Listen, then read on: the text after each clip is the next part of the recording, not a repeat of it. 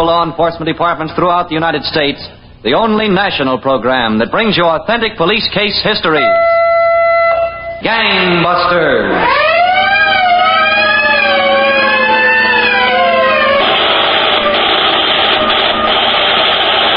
Tonight, the case of the costume killer, who was an old hand at his trade and a hard master to his apprentices, until he learned the first lesson of society at the hands of skillful detectives. And now to Gangbusters and facts that show the operation of our law enforcement officials in their war against the underworld.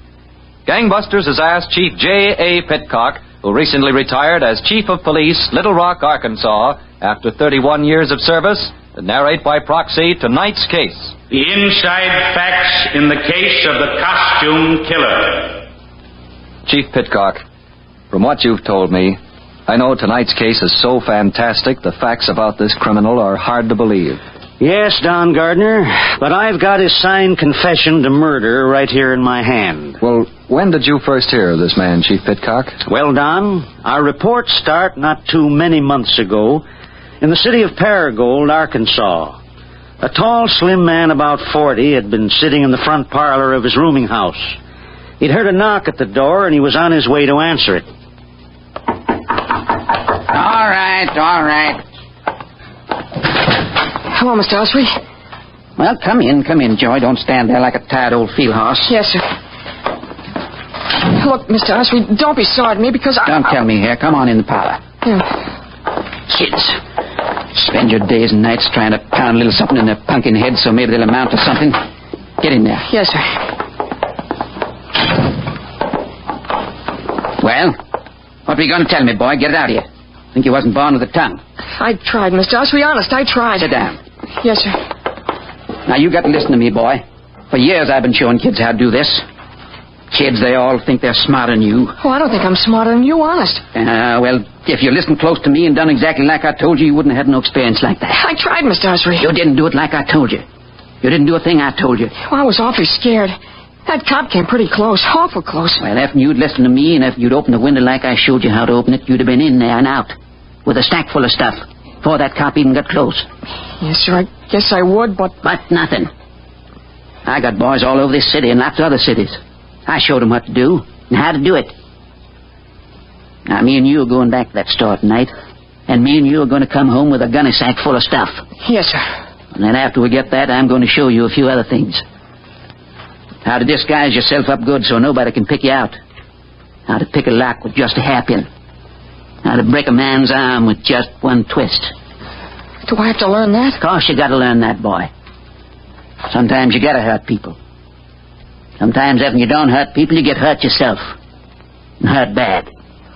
Did you ever hurt anyone? Only because I had to. Bad? Bad enough. I killed him. Killed him? Only two. Oh. That's what I did my time for. And if I'd killed the third one, I wouldn't done no time at all. But I got soft-hearted. Serves me right. Now, never you get soft-hearted, boy. Oh, no, sir. Now, you listen to me. And I'll tell you how we're going to get in that store tonight. Maybe you ought to use the glass cutter some more. Shh, boy.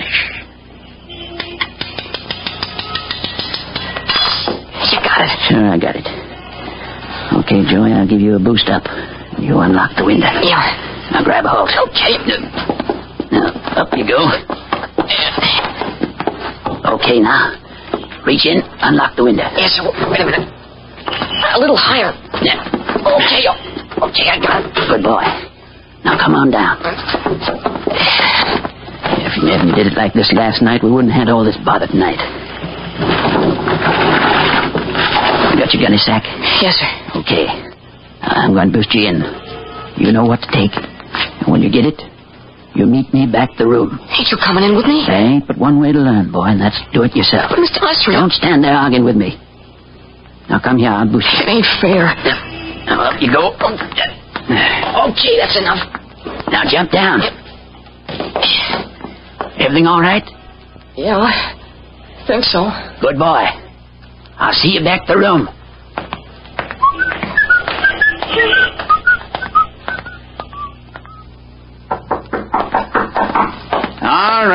right, I'm coming. Joy? Yeah, it's me. Just a second. Come in, boy. Yes, sir. Well, good work, boy. You did fine. Where's the gunny sack? I got it, Mr. Osprey. I left it in the shed. Well, I told you to bring it so I could give you what you got coming. I was gonna, but what, boy? Speak up. there was a cop waiting in front of my house. A cop? It's a good thing I saw him, Mr. Osprey. An awful good thing. You snitch. You... Please, Mr. Osprey, let me go. I didn't have anything to do with it. What's he doing there, then? I don't know. Huh? Let me go.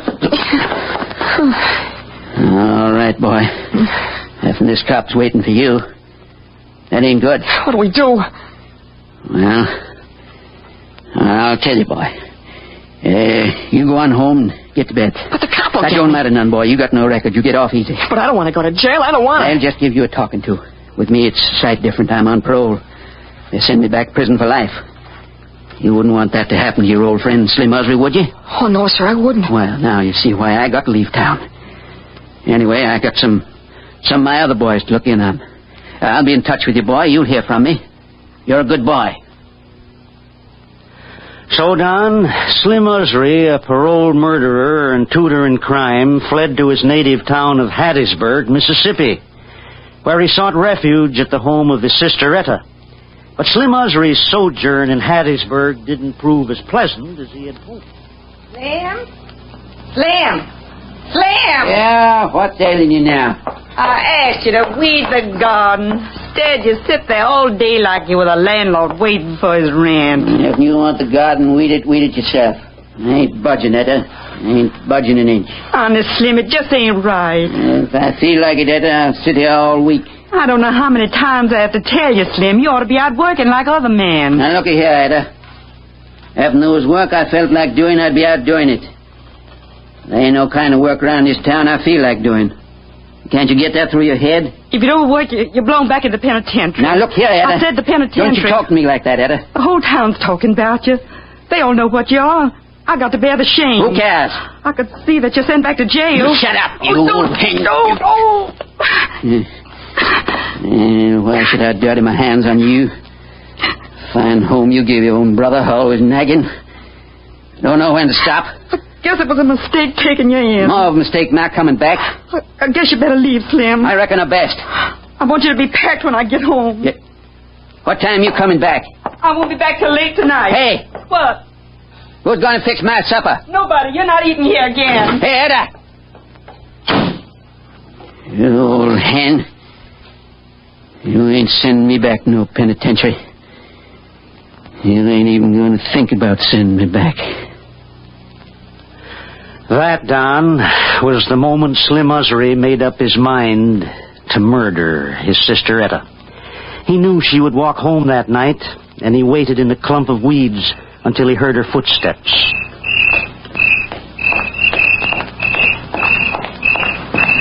Etta?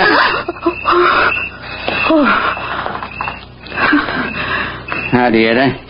You have a nice time? Oh, Slim, you scared me. Did I, Etta? What were you doing back in those weeds? Did you lose something?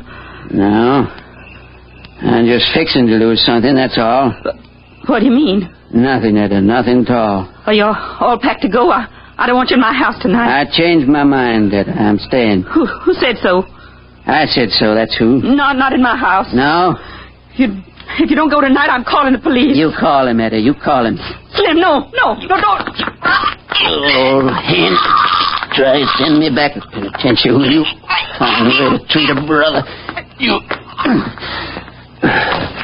You old hen. I'll show you. Treat your brother like a wooden dog. Take care of you.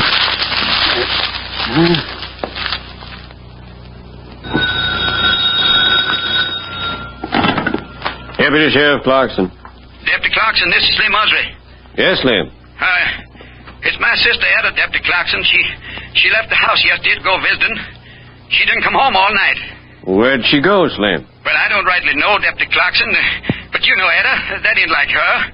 Something must have happened to her now. Would you help me find her? All right, Slim, I'll be right over. So, Don, the murderer, Slim Usry, reported to the authorities that his sister Etta was missing, although it was Usry himself who killed her. But in carrying out his plan to fool the police, Usry ran into unexpected difficulties. Okay, let's break right here. More from Gangbusters right after these messages on 670 WMAQ. George Burns and Gracie Allen. Boston Blackie. Edgar Bergen. John and Blanche Bickerson. This is Stan Freberg. Would you pay $60 for 60 of the greatest old-time radio shows of all time? Well, now you can by ordering Old Time Radio's Greatest Shows, a 60-episode collection for only $60. The Whistler, Gangbusters, Philip Marlowe, Gunsmoke, and many more, all on top-quality cassettes housed in a designer case. Plus, you'll also receive a 20-page anecdotal booklet giving you the inside story to each and every show. Hold everything, Stan. This is Carl Amari, owner of Radio Spirits, with a special limited-time offer. If listeners call right now and mention this radio station, they can take $10 off the $60 price. But you must call right now and mention this radio station for this special $10 savings. Hey, you don't have to convince me. Order toll-free, 1-800-RADIO-48. That's 1-800-723-4648. It's time for Internet Jeopardy! I'll take Internet Service Provider for $100. They're the fastest-growing Internet access company in Chicagoland. Who is TechPort? You're correct. You control the board. I'll take Technical Support for $500. The company with free 24-hour support. Who is TechPort? Right again. Still your turn. Give me Internet Best Buys for $1,000, Bob. Now listen closely. They're the company which offers unlimited Internet access, a free homepage for new subscribers, email, and free setup for only one low fee of $19.95 per month. Plus, the first 30 days are free. Who is TechPort? Right again. Now, if you answer this next question correctly, you'll double your money and walk away the new Internet Jeopardy champion. How can people sign up with TechPort Complete Internet Access? That's easy, Bob. They call 1-800-830-4880 or log on to www.techinter.com. Congratulations, you're our new Internet Jeopardy champion. And remember, TechPort is your best source for complete Internet access. Phone 800-830-4880.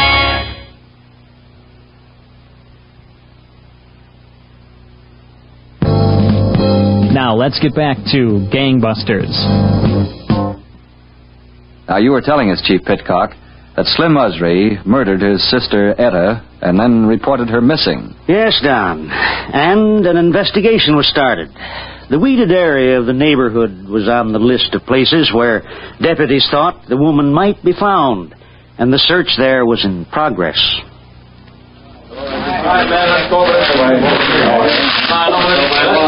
Deputy Clarkson? Yes, Lynn. You don't reckon we'll find Etta in here? If anything happened to Etta, it'll break my heart. I know how you feel, Slim. Let's cut the talking and look. Okay.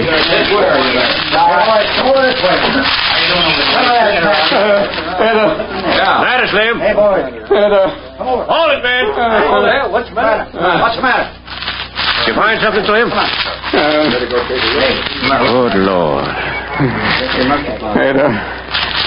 Come away from us, Slim.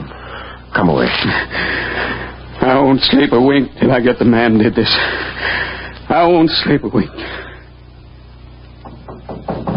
Come in. Hello, Deputy Clarkson. Slim. They said you wanted to see me. Yes. Come on over and sit down. Sure, Deputy Clarkson. Well, you got any idea who killed my sis? Yes, Slim. I've got a few ideas. Well, you just tell me who it was. I could wring his neck with my two hands. I could... You could what, Slim? Well, you can't blame me none, Deputy Clarkson. Poor little Etta never did no harm, no one. Murdered in cold blood like that. You killed two men yourself, Slim. Well, that was different. What was so different about it? Well, I paid for it. I spent 19 years put away. And You don't think it was me killed Etta? Well, I didn't say you killed her, but you could have. Well, I didn't. What would I be killing my own sis for? I haven't any idea. This is a fine thing. I come down here to help you, and I get accused of murder. Just because I've been in a little trouble once or twice, you can't let a man have no peace. Not even when they're fixing to bury his poor sister. Hey, Slim. Huh? Come here. What do you want? How come it was you, out of all the people looking for Etta, that found her body? You seem to know just where it was. Well, she just happened to be where I was looking. If I killed her, you don't think I'd be fool enough to find the body, do you? Slim, I don't know what to think. Well, Don, a few months went by and no new evidence turned up. Then one day Slim Usry left town and went to Little Rock, Arkansas. Shortly after he arrived, Usry walked into a costumer's shop on Commerce Street and asked to look at a wig and mustache outfit he saw in the window. Yes, sir. Finest wig and mustache in Little Rock. There you are. Yeah, not bad. I've seen better. I take it you're going to a party? Oh, I figured on a couple of parties. You got a looking glass here? They look good on, maybe I'll take them. Right in back here, sir? Oh, yeah. The mustache sticks right on. I can see how it works. Very good indeed. Nobody'd recognize you, not with that on. How much? Well, now, let's see. That'd be, $11.80 with the tax. Okay. Shall I wrap them up for you? Sure, wrap them. You don't think I'm going to wear them now, do you?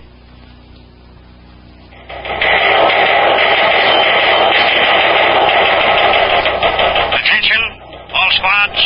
Be on alert for bandit who robbed auto rental agency 6th and Scott of several $100s in cash.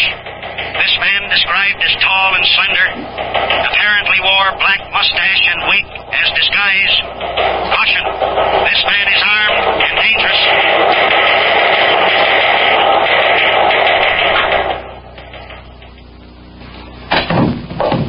Oh, come on in, Sergeant. What a morning, Captain. I had that witness look at every picture in the file. No luck. Not with that wig and mustache disguise. Good disguise. You know, I can't remember anyone using a disguise like that on a hold-up in years. This must be an old-timer. Well, the victim thought he was about 40, Captain. It doesn't make him too much of an old-timer. I wonder if he bought that wig and mustache in one of the shops here in Little Rock. Maybe. But they can't tell whether that stuff came from their shop until they see it. And it looks like we'll have to get our man before they can see it.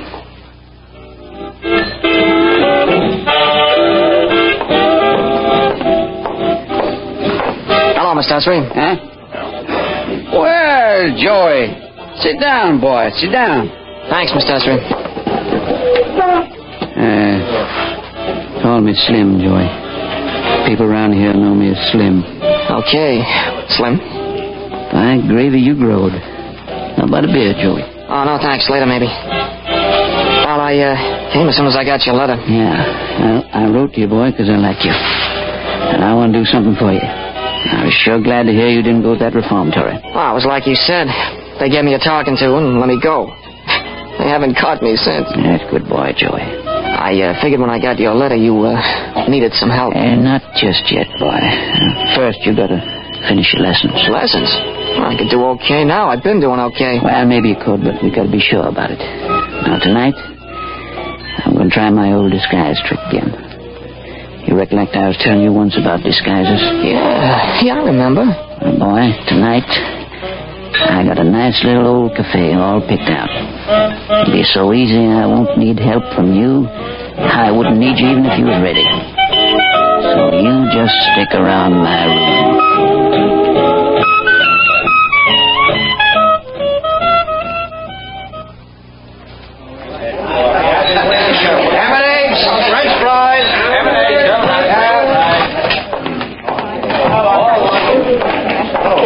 Yes, sir. What'll you have?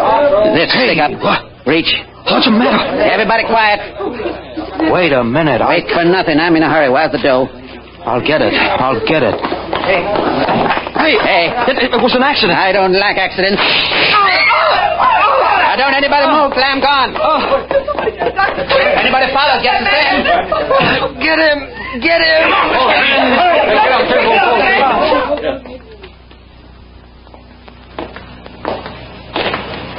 How bad is he, Sergeant? Luckily, not so bad. Both flesh wounds, Captain. This is his room. Okay. Let's go in.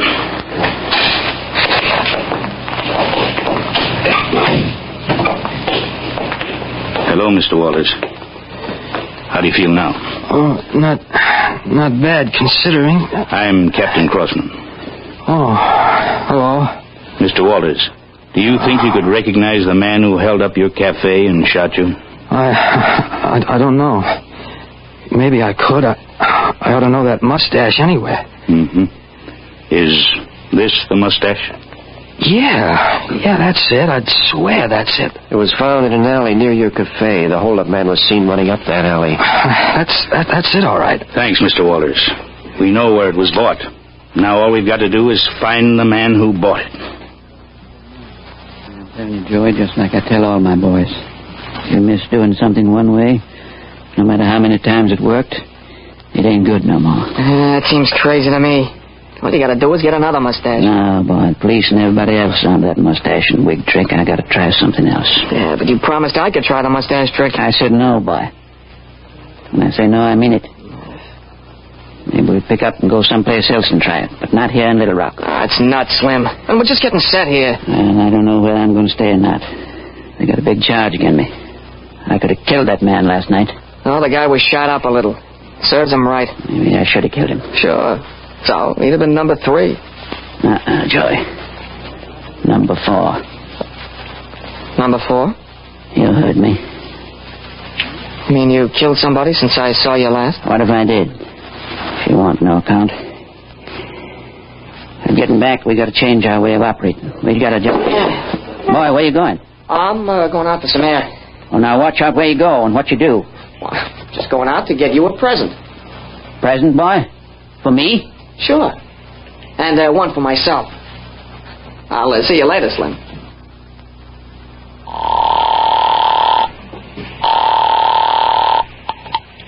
Captain Crossman. This is Sergeant Woods. We've got men planted at that costume store. Nothing doing yet, Captain. Well, keep them there. And at the other stores, too.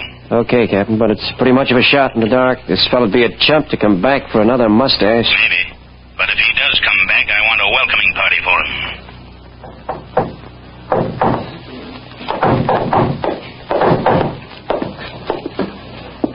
Joey? Yeah, Slim, open up. Where you been, boy? Get in here. I told you I was going out to buy a present. Is that it there? That's it. Well, don't stand there, boy. If you're going to give it to me, give it here. I got 2 of them. What is it? Give it here, boy. Not until you promise I can use one. One what? One of these mustache outfits. Mustache outfits? Where'd you get it? Hey, let go. Please, Slim, let go, will you? Where'd you get it? At the same store you showed me. Please, Slim, you hurt me. Please. I ought to kill you, boy. I ought to beat your brains out. No, please. You could have brought the cops here. You know that. There were no cops. I look good, honest. Let go, Slim. Huh? No cops? I'm positive. I didn't see anybody. Well, as long as you didn't see no cops, I guess there'll be no cops coming here, huh? Sure. Everything's okay. Yeah. You didn't listen to me, Joey. I kill people who don't pay no attention. Slim, don't do nothing. Come here, you miserable... No, let go. I didn't mean nothing. Didn't mean nothing now. Please. Turn you loose. Huh? Police officers, you're under arrest. Huh? Me? Please, I didn't do nothing. He was trying to kill me. We'll see about that, son. Come on, both of you. Now watch where you're pulling. Come on, you. Okay, kid. Let's go. No, I don't want to go to jail. Come on, boy. It's just another lesson. It should have been the first lesson. It should have been the first. So, Don, that was the end of the teacher of crime. And Usry, who thought he had committed a perfect murder, made the worst mistake of all. He told someone about it. And the boy Joey told the police. In the Little Rock jail, William Usry confessed the murder of his sister Etta. Usry was returned to Mississippi, where he died in the electric chair in the Forest County Jail a few months ago. Well, congratulations, Chief Pitcock, to you and to the men of the Little Rock Police Department who solved this terrible crime. Principal roles in tonight's dramatization were played by Bill Smith and Jack Grimes. Don Gardner speaking. Gangbusters is a Phillips H. Lord production.